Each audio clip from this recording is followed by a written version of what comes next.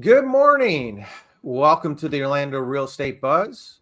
We've got some economic news to go through today and kind of a yin and a yang overall. Jobless numbers dropped. Down. Manufacturing is in the toilet. Goldman Sachs went up with 58% profit decrease. And home prices are up.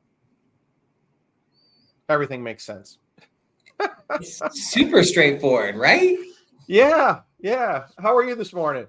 I am good. I'm tired. Just got back from DC, where I was doing some advocacy work on the broker community and for consumers. And but I am here. I am on this live, and we've got some fun mix of information here because I feel like this is the trend. Like we had a couple good days of interest rates, like they were holding, improving a little bit. And then you get that beautiful jobless claims report today, and all the gains and all the improvement we saw this week, gone. And the funny part is it's not even a big number, right? Like It's not like it was a dramatic change. To see the impact that it had on the markets this morning was kind of threw me off a little bit. Yeah, I mean, 228,000 still not, a spectacular number. We've been averaging roughly about 250? Yeah, 235, 240, right in that range. But range. They were projecting, and I think that's the key, is they were projecting 242, I think, this time. And we get 228, which we all know, like it'll get revised. Yeah. But that knee-jerk reaction always happens when that first number gets reported. Correct. But what gets me is you get this news, and then you get this news. The Fed's manufacturing gauge remains in negative territory for the 11th straight month. Okay. But all anyone's looking at in the market is the jobless number. Yeah.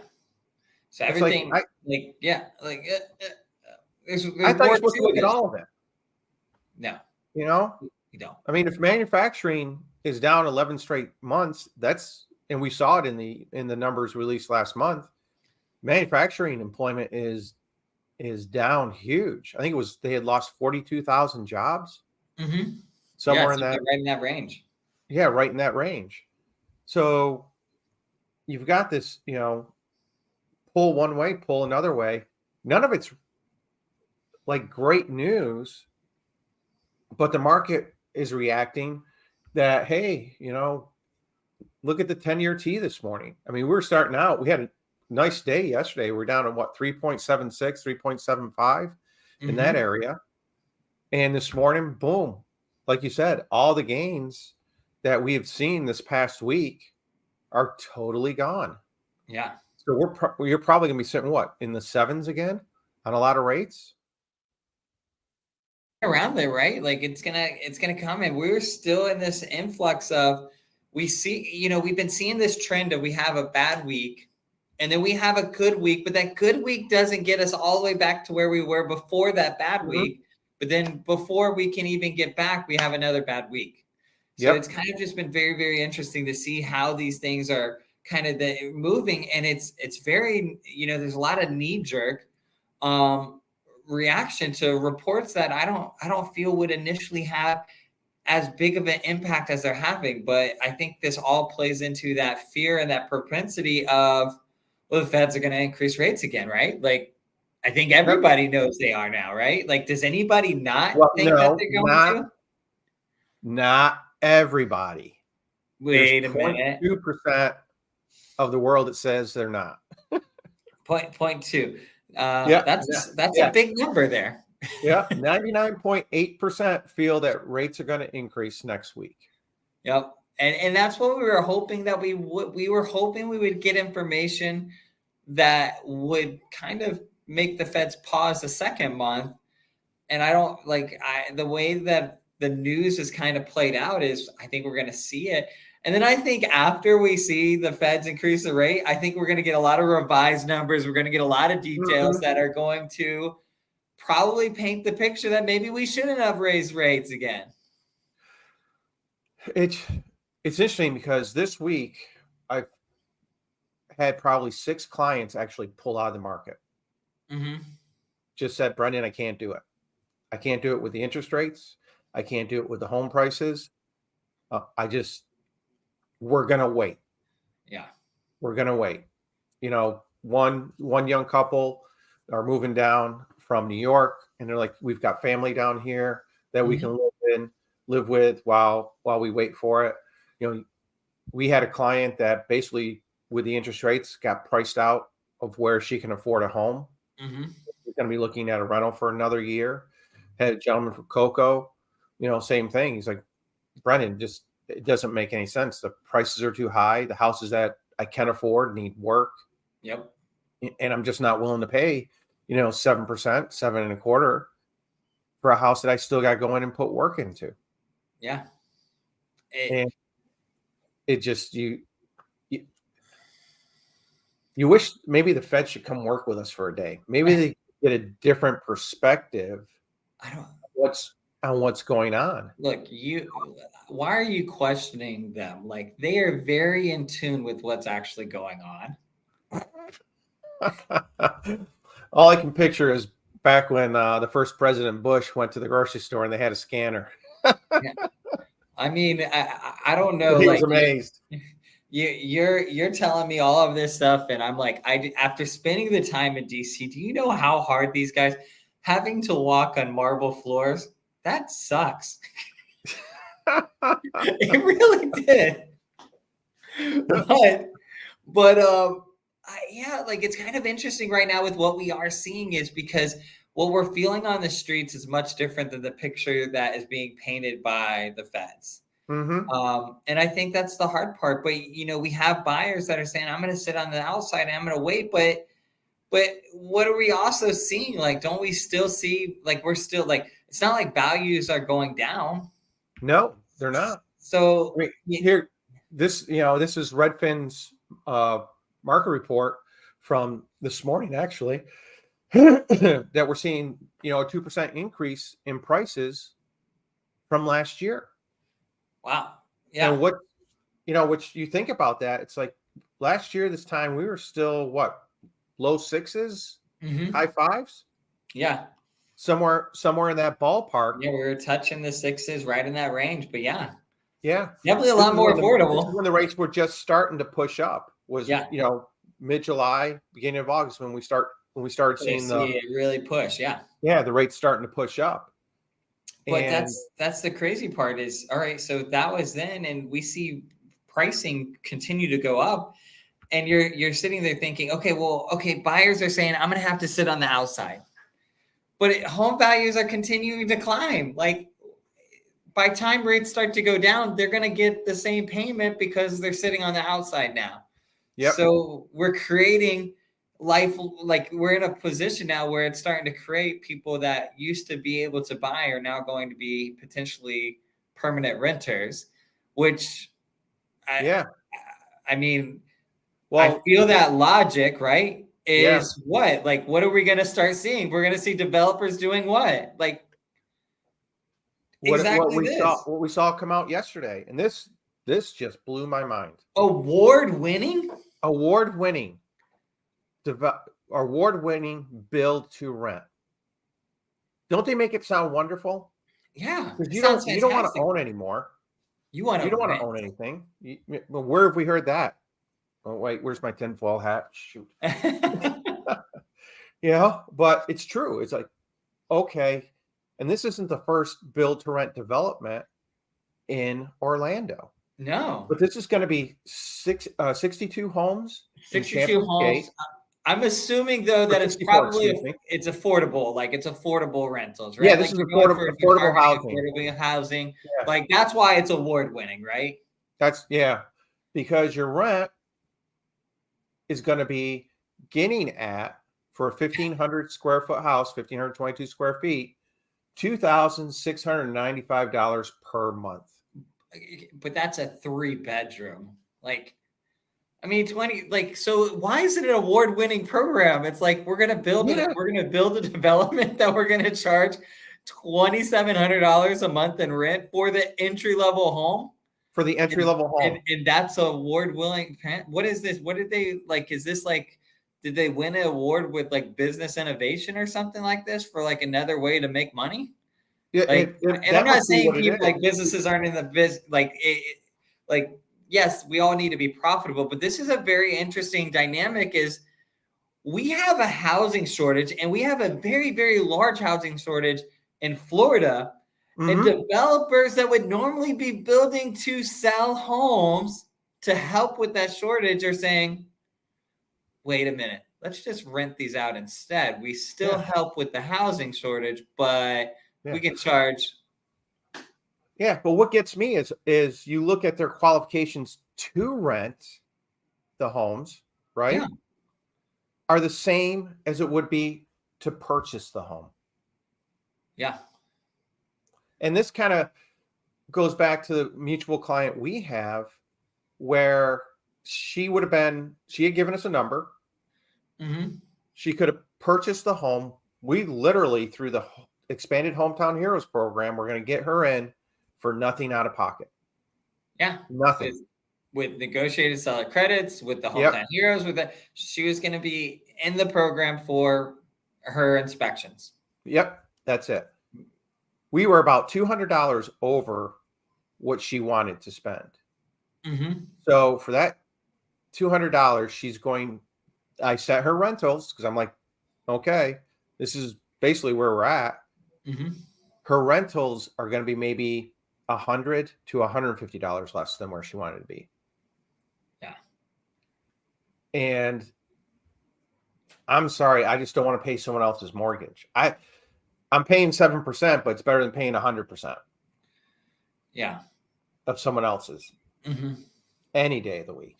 Yeah, and that's the hard, but obviously there's commitment, it's the time, and there's a lot of dynamics, but that's the crazy part is it's like we always say like renting is more expensive, and it used to be an easy decision, sell. right? It'd be like, yeah.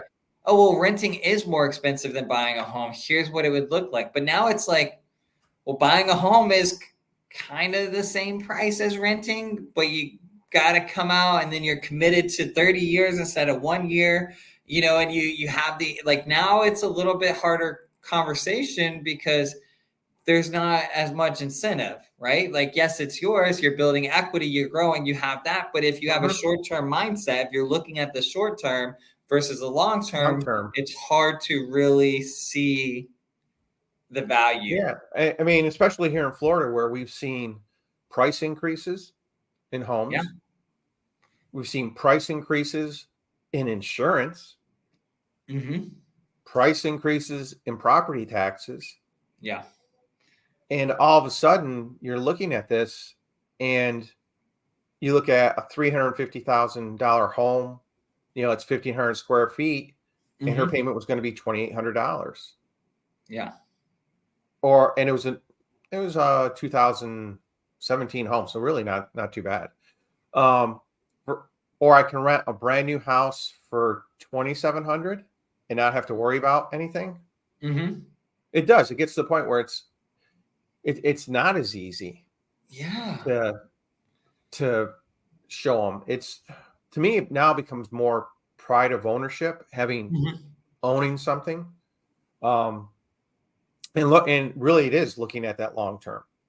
Because if historically you look, the greatest wealth in this country has all been through real estate. Yep.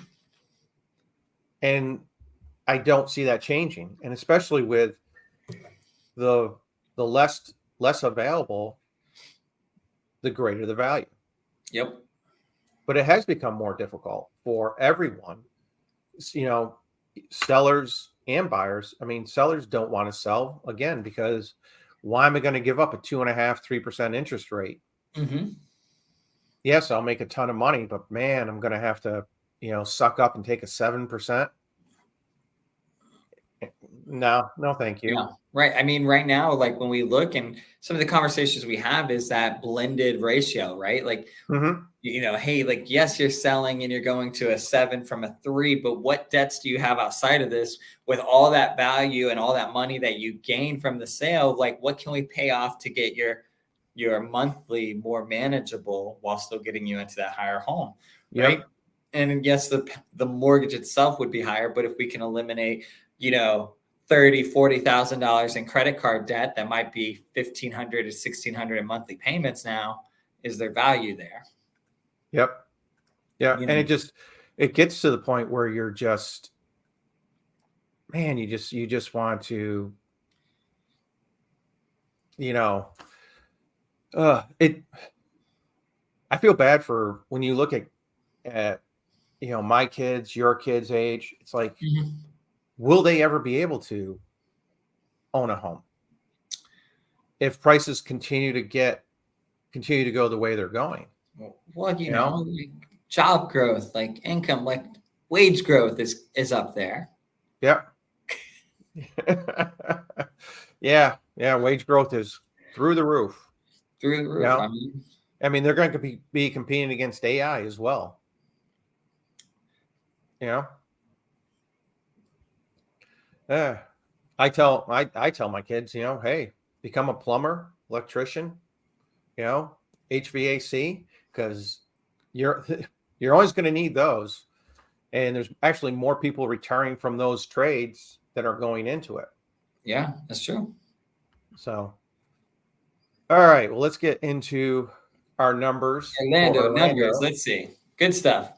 Yeah, what actually wasn't a bad week. We jumped actually about 100 closings for the week, Okay. up to 444. Single family inventory grew by 72, so we're above that 4,000 mark. Okay. Okay, which is nice to see. Condos, they were up about 40, Oh, roughly. Their inventory only grew by 16 overall. okay. But here's where we're seeing it again is the original to final is, boy, that margin's getting tight, up close Mm-hmm. to that 100% mark. Yeah. We're 97 and a half. I think last week we were 97. Mm-hmm. Not a lot of room to negotiate. And then our average days on market actually dropped 5 days, which That's kind a of big makes sense. drop. Is This is the time of year where you got a lot of families out, a lot of Mm-hmm. people actually looking for homes. Decisions to be made. People got to execute quickly. Yep. I mean, school starts in what, 2 weeks? Yeah, pretty much 2-3 weeks. Yeah. 2-3 weeks. So you want to try and close and get into that house before the school starts for families. Mm-hmm. Um, Here you see our average sales price jumped a little bit, median kind Dropped of a little. staying pretty even, but we're probably pretty much like the nation, about 2% from the low. Mm-hmm. And then here's you see our average days on market, has slowly over the past couple of weeks taken gotten lower, Yep. down to 38 days. And here's our inventory, Yep. which we were down, I want to say in March. I think we were down, if I remember right, the numbers, we were 18-19% below last year's number. Yeah, I think so. Yep. So we're slowly climbing back up, Mm-hmm. slowly. But to really start seeing a dent, I think, in the prices, we've got to break that 5,000 homes in Yeah, inventory by. I think you're right. Like, and we're a ways away from that. So, Good. I mean, but because the nice homes, the homes that are priced right, the homes that are clean, presentable, yep. they're still going in a couple days, and they're still. I mean, they're not getting the 50 multiple offers Yeah. that you've seen in the past, but they may be getting 2 or 3 offers on a house right now. Mm-hmm. But where we're seeing the price break is that $500,000 mark. Yeah. That those homes above 500,000 are tending to be on the market longer than the ones under the 500,000. Mm-hmm. Then we go into our condos. Same thing. I mean, there's not a lot of spread. Your Yeah. final list to sales price is only 98.3%. Very little wiggle room there. Very little wiggle room. And their days on market are the same, 38. Average sales, we're still a little bit below the median here. But our inventory, we actually have more condos in inventory than at the beginning of the year, Yeah. which That's good to see. So we should start seeing maybe a little more wiggle room, a little Mhm. more uh, ability to negotiate, as that number also needs to increase. You really need to get that up around 2,500. You Yeah. get that up to 2,500, I think we're going to see the buyers start to have a little more, evenness with sellers, Mhm. more balanced market than we currently have Yeah. overall. So that's where our numbers are. Market's slow, steady, keeps Mhm. moving, and we'll be here every week to keep you up to date, to kind of laugh at the economic news and figure out why the world is upside down. So, I think it'll all make sense in like a year. you think so? I think we'll go through it and it's going to be interesting. I feel like we're going to start seeing some balancing out, and I do think that the Feds will, hold back at a certain point, but hopefully the Feds don't go to the Fed fund rate being to where it was in like the early 80s. Like I don't think we Oh, want no kidding. No, that. I mean, when we look at the inflation numbers, it has pulled back quite Yeah. a bit. Yeah, I I think I'm hoping this is their last one, and I'm hoping you kind of hope that everything that they've done in the past kind of hits all at once, so that they realize, hey, yeah, all right, we went too far. We got to pull back. we got to pull back a little bit and we got to settle down. The Yeah. hard part is it's almost like if they pull back at all, do we see this like jump of like everybody pounces right away and then they go, oh, we pulled back too quick, like because I think we are going to see a little bit of an initial like when they pull back, we're going to see an initial hit, like, Yep. and that's where it's going to be interesting. Yep. I agree with you. All right, sir. Take care. Thank you, everyone. Please like and subscribe, and we'll see you next Thursday. Rock it out, guys.